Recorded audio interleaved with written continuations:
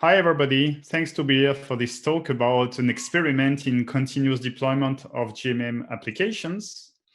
I'm Nicolas Frankel. It's my pleasure to be here at JDD. Well, I would have even loved better to be here like on site, but unfortunately this year it's not possible. So this is my first time at JDD. I've been a developer. I've been, doing a lot of technical roles in my career. And as I mentioned, since 1 year and a half, I'm working as a developer advocate, which gives me time to think and to let's put my not crazy but creative ideas into something constructive, trying to do prototypes and proof of concept and this kind of stuff. Right now, I work for a company called Hazelcast. Hazelcast, we have two products. The first one is what we call an in-memory data grid, and you can think about an in-memory data grid as a distributed data structure. So the most used structure is probably the map. And if you are a Java developer, you are used to have this interface where you put stuff into the map and then you get by key. And what we are doing is we are doing the same stuff. We have like a very close interface, but then everything is distributed, so you don't see the complexity of all distributed systems. The second product that we have is called Hazelcast Jet, and since I will showcase it in the end, I won't talk about it further. Continuous integration. I hope that everybody who is listening, everybody who fancies himself or herself a developer is doing continuous integration. I hope nowadays it's a given. And continuous integration is the fact that once you have worked on something, then you want to merge it with the rest of the work of your team and make sure that compilation work, that unit tests, they run as well. Then you might, depending on your situation, create the package, then do some more testing, which in that case would be integration testing. And perhaps packaging is not enough because you are using Docker or Kubernetes or whatever. So you put that into the container, and then the package or the container, you store it into a registry. And I hope really, and that's bad that there is no feedback when I'm talking to my screen, but I will probably, in the same room, I'll probably ask, and a lot of hands will say, yeah, we are doing that, and that's fine. However, I see recently a lot of CI/CD conflating the term that CI and CD are all the same stuff. And as I mentioned, where continuous integration should be the norm, and probably is for most people, for most developers, continuous D is one or two levels above. So first, there is no such thing as CD. There is either continuous delivery or continuous deployment. So please don't use the term CD because it means nothing. Or worse, it might mean something to you and something else to the people you're talking to. So continuous delivery is a process that after continuous integration, you've got your package or your container, and then you put it in the environment where it's ready to be deployed. And then you push a button, or in general, you ask the business, hey, sir, is it okay? Yes, no, yes, okay, let's go. And then it's deployed. So you have this completely automated pipeline up until deployment. And continuous deployment goes a step further where there is nothing manual. Everything is automated from the commit on, the tests, the creation of the package, the deployment, the test, everything is automated. So continuous integration, everybody should do it. I'm a firm believer that continuous deployment, not a lot of companies in the world do it because it requires a very mature environment. And when you are doing continuous deployment, what you want to avoid is downtime. Because if you deploy and meanwhile you break the production environment, it doesn't work that well. Your business won't be happy. And we have an issue in the JVM world, Java, Clojure, Scala, Kotlin, whatever, is the traditional JVM deployment model is you start the JVM, you deploy your new jar or your war if you are using an application server, and you start it again. And of course, there is downtime. And downtime is bad for at least 3 reasons. The first reason is engineers, in general, they don't like downtime because, well, that doesn't look that great on their resume. Like, if there is the choice between a company that is doing continuous deployment and a company which is not doing continuous deployment, you will probably try to work for the first company, because then you can say, hey, I've been doing continuous deployment, and that looks nice on your CV. The second reason is that most people nowadays, they expect no downtime. Like, if you have parents, if you have like family or friends who don't work in IT, they are not used to downtime when they are using Google, when they are using Facebook, when they are using, I don't know, Amazon. None of those companies have ever displayed a screen where they said, hey, sorry, please wait a few minutes. We are getting back very soon. Their genes, their maturity makes them able to deploy completely to production with no downtime. So people expect it. And the third reason is I took the example of Amazon.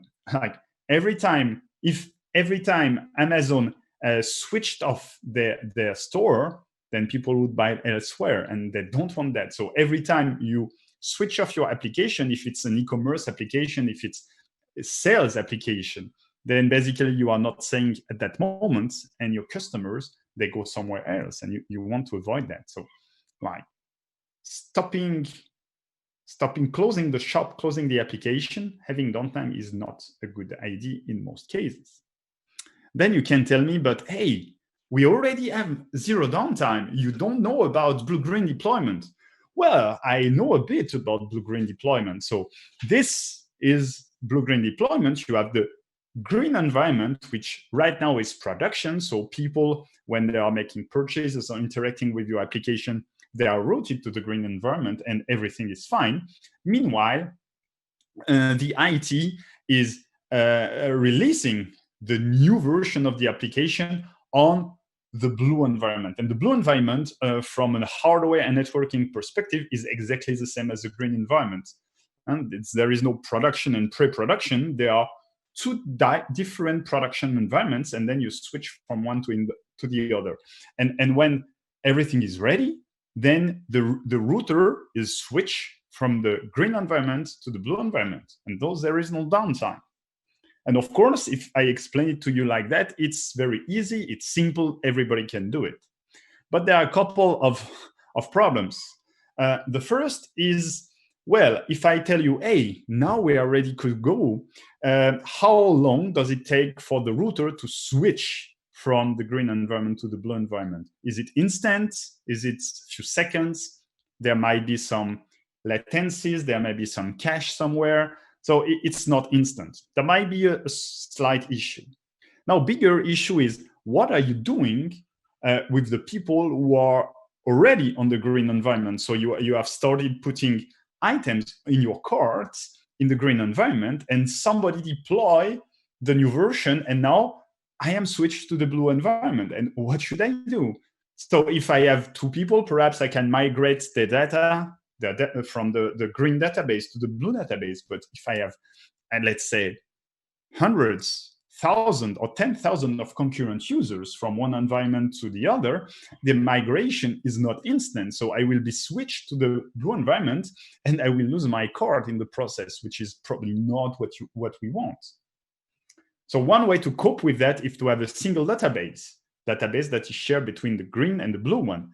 But then we have another issue, because at that point, what are we doing if we need to change the database schema?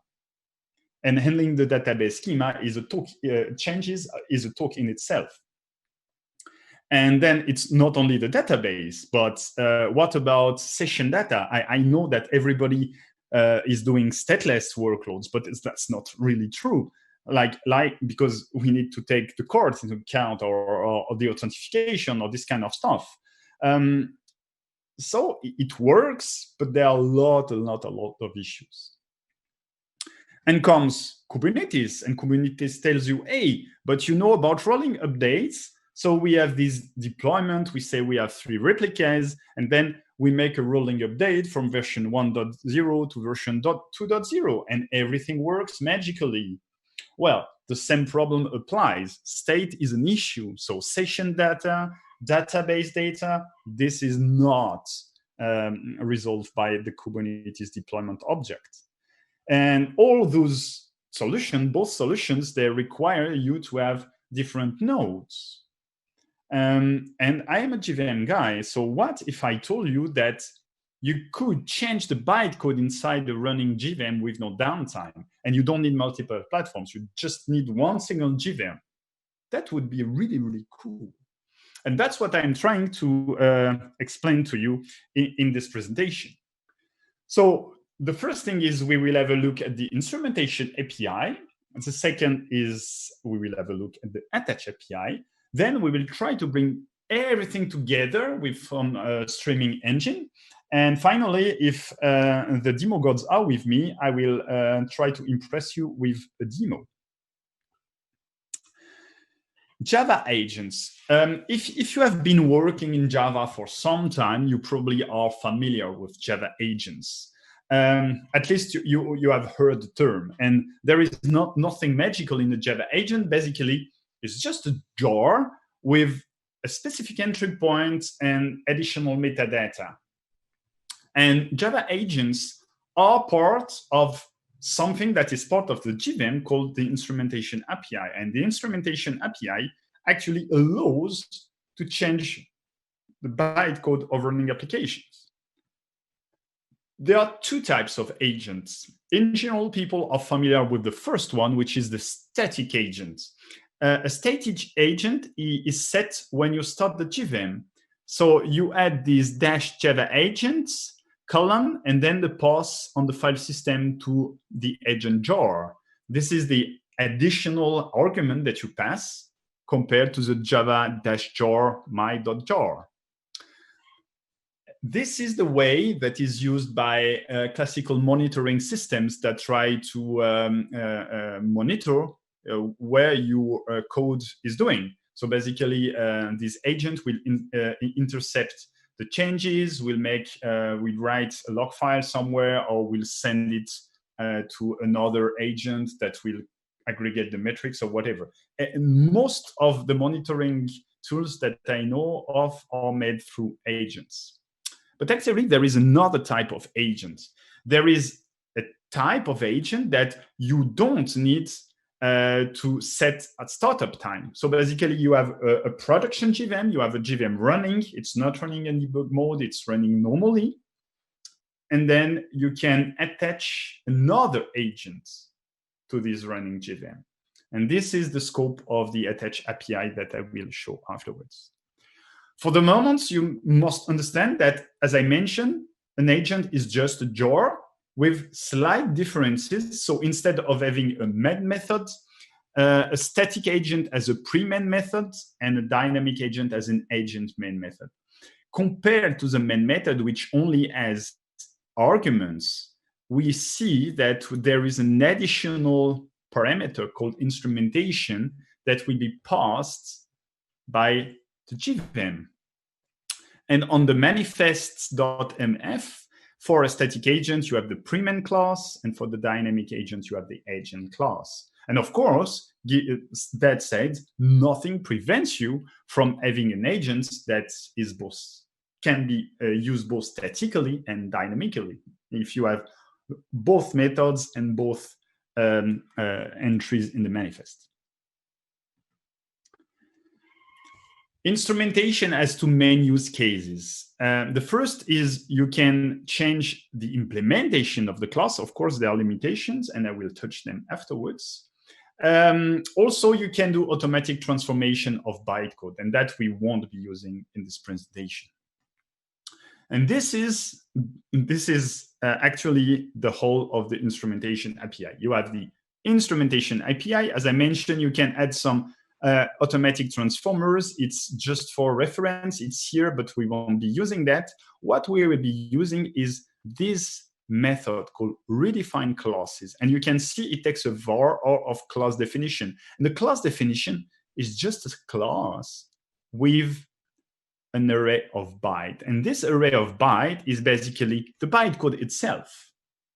So if I have a class and I have the contents of the compilation of the dot class, then I can take both, create a class definition, and change the running class inside the JVM.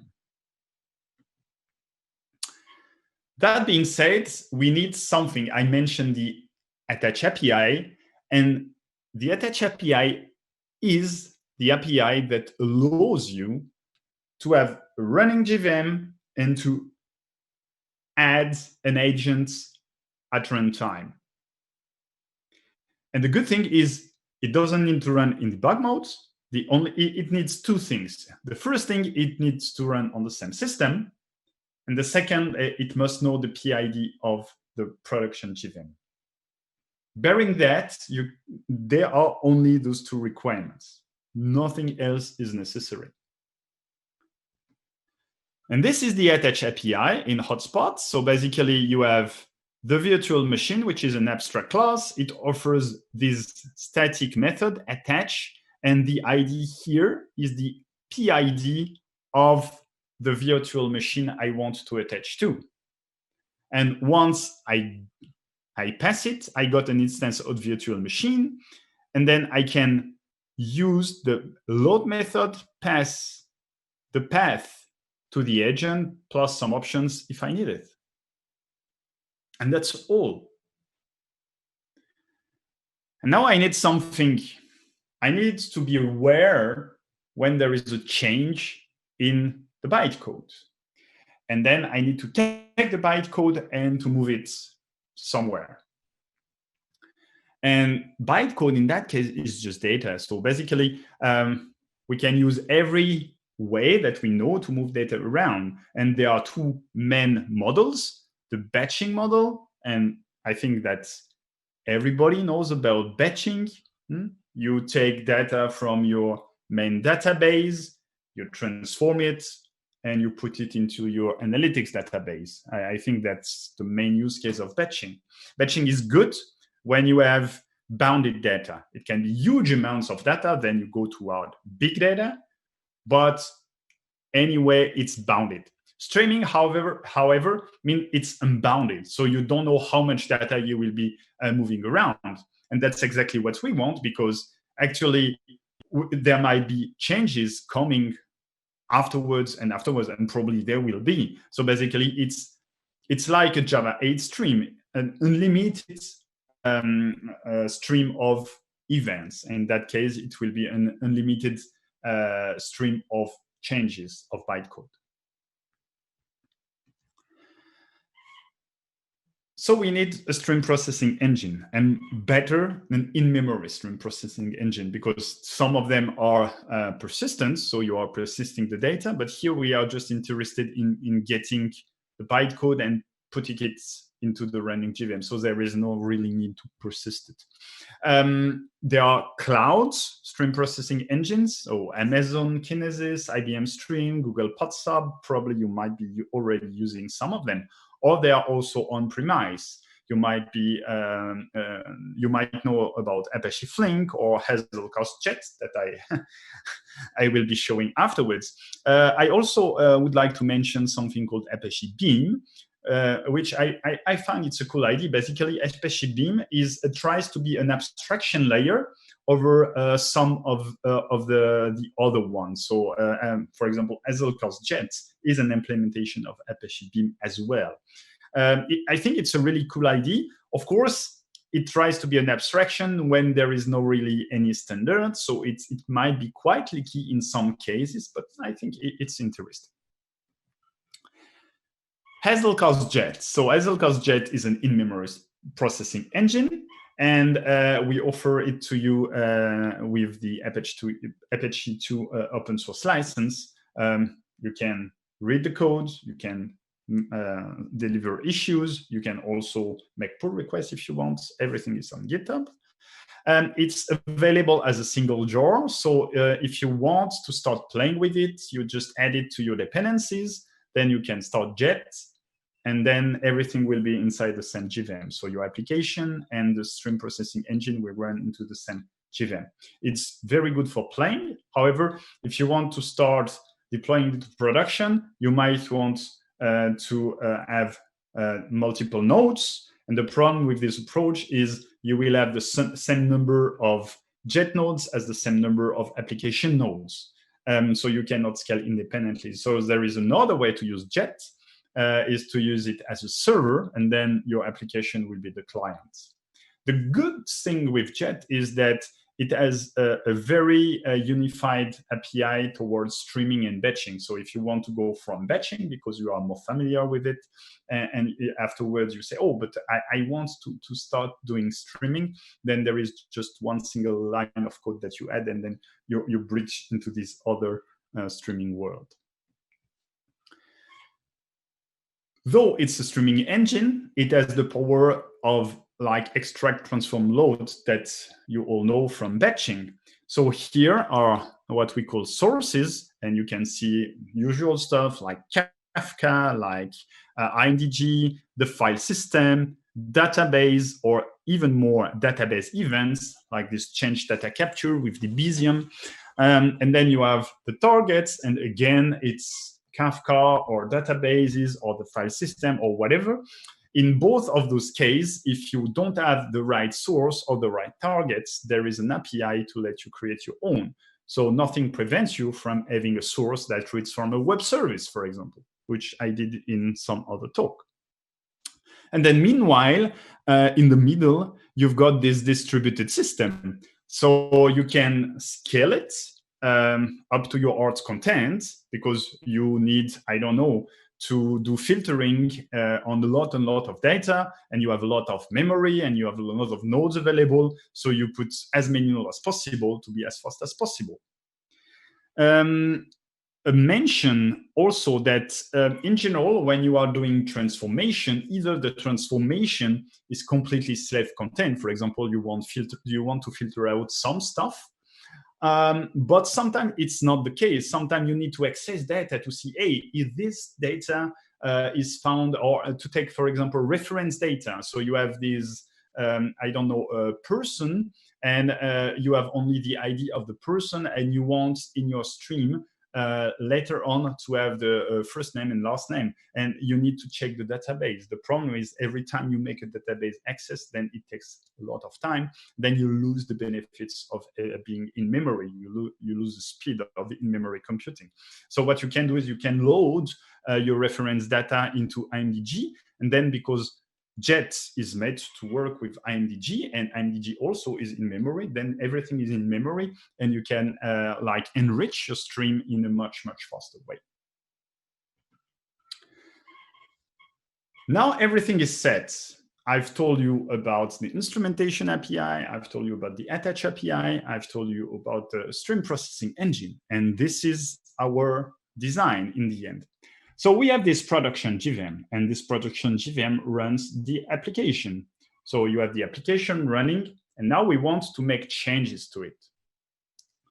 First thing, we will create a Jet job, so running into a second JVM, the streaming JVM, that will check the changes for the source class. And when it sees that there is a change, it will put that into IMDG, so into this in-memory data grid. And now we have this third JVM, the injection JVM, that will take the jar, and through the attach API, will update the production JVM so that the application can subscribe to changes in IMDG. So every time the Jet job may put something in IMDG, the application will know about it. So it will be able to load the new bytecode, and because of the instrumentation API, to change the running bytecode.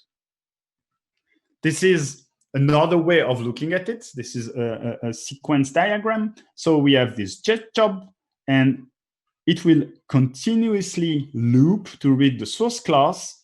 And if there is a change, because it would be completely stupid to reload the bytecode if there is no change, we are checking if there is a change in the Hazelcast map. If there is a change, then we will put the bytecode there. Then we will load the agent attached to the production JVM. The production JVM will subscribe to the changes. And when there are changes, it will read the changes and reload the bytecode. So now it's time for some demo. Perhaps there are questions meanwhile.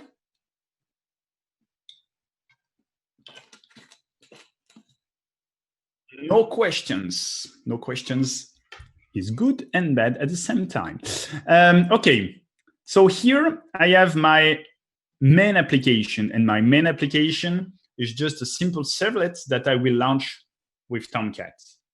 I will launch it like this. Amazing.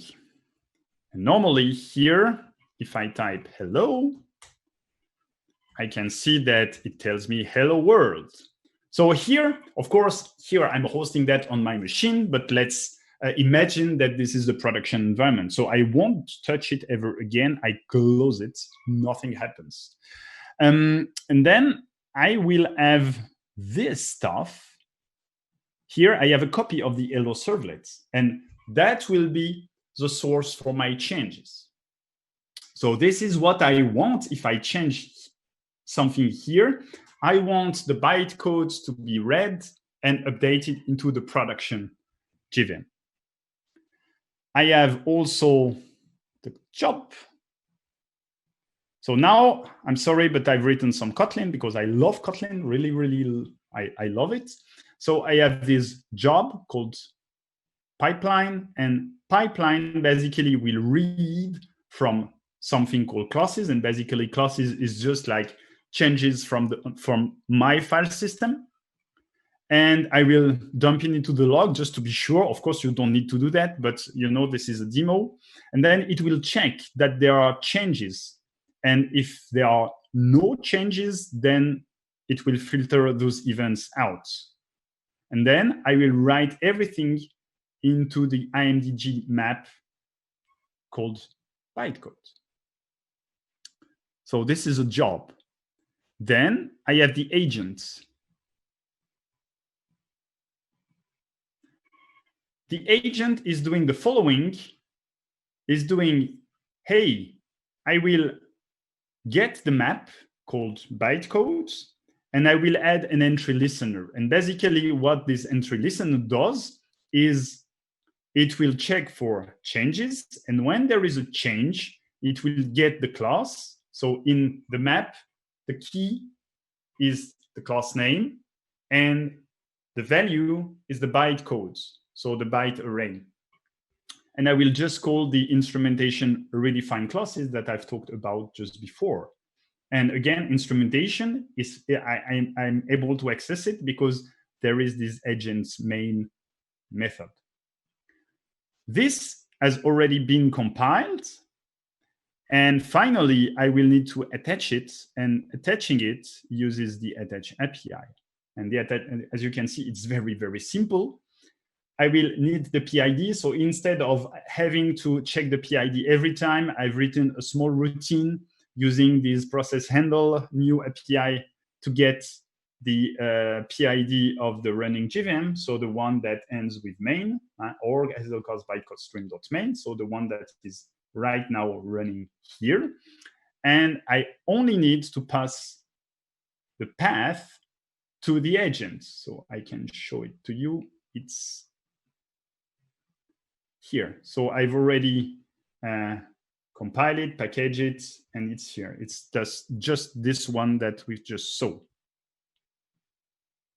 And that's all, folks. So now I will run the Jet job.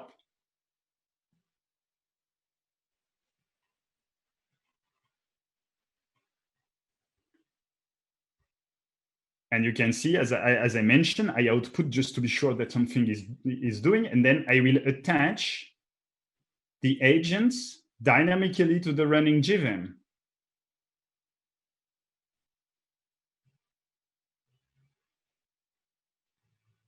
So now the agent has been attached. So the JVM, the injection JVM stops. And now I just need to make changes here.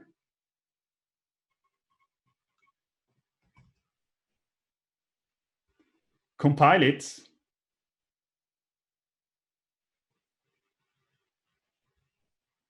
I didn't see if it was compiled or not.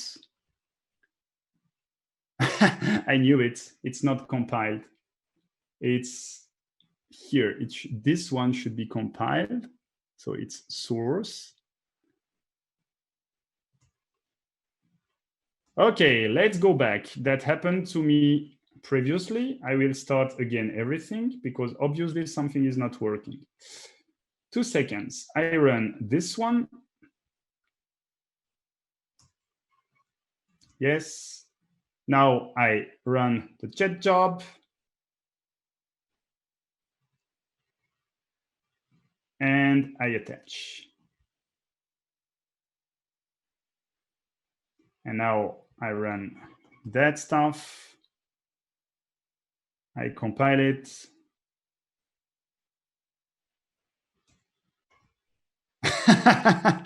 Okay, so I will show you the place where it works. That's the second time it doesn't work in front of me, in front of the audience. That's not a good feeling inside for me. I don't know. I tried everything. That's fine. Just trust me that it works. So this demo, which failed but should have worked, has some limitations anyway. The first thing is there is no version tagging. When you are doing traditional releases, so you take the jar and you tag it on GitHub and you tag the jar as well, you know which version is running. When you are doing continuous deployment, it's much harder to know exactly what version you are running because you didn't deploy the whole package. You deployed just like streams of changes. So this is a limitation, obviously. The first I didn't do because I've been too lazy is I didn't try to load new classes. I'm just having a class that is already loaded and then I try to change it. You can work that out for yourself. You can try to load your class. And finally, the hardest limitation there is the redefined classes itself has some hard limitations. So for example, you cannot add, remove, or rename fields, existing fields, or do the same with methods. You cannot change the method signatures. You cannot change the inheritance hierarchy. So it's pretty limited. You can mostly change the body, the implementation body. It's good enough for bug fixes and stuff like that. You might even think that instead of having a rules engine, those huge beasts which allows you to define in a pseudo language some business rules, then you could have like traditional Java code and then do the changes like that. There are also some improvements we could define. So instead of running from my local machine, I could stream it from a CI job. So I could have a source folder in the CI job and check the changes from here instead of checking the changes from my machine. Or I could also add additional metadata in each class. For example, I could have a git tag.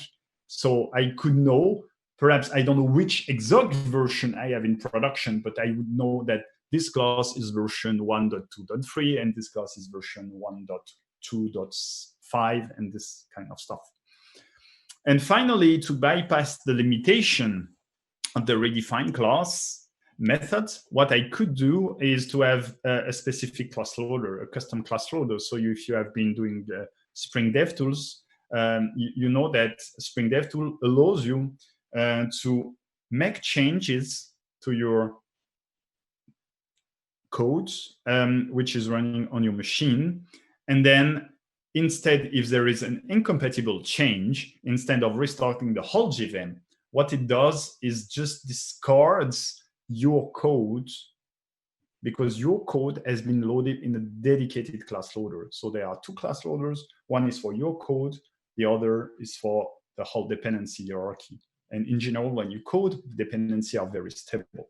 So you keep this class loader and you just restart the new one. And this is very, very fast compared to restarting the whole JVM. So this could be an improvement, of course.